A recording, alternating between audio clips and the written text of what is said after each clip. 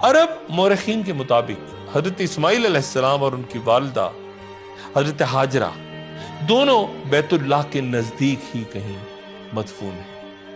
इस्माइल अलैहिस्सलाम के 12 साहबजादे थे जो तमाम के तमाम मुख्तलिफ अरब कबाइल के सरदार बन गए, जबकि इब्राहिम अलैहिस्सलाम के दूसरे बेटे यानी इसहाक अलैहिस्सलाम जो कि हजरत सारा से थे, वो हजरत इस्माइल से तकरीबन 15 साल छोटे और तब पैदा हुए जब इब्राहिम अलैहिस्सलाम की उम्र 100 साल थी। इंग्लिश में इसहाक अलैहिस्सलाम को आइजक कहा जाता है और उनकी कब्र भी जिब्रॉन के पहाड़ों में अपने वालिद के साथ ही बयान होती है।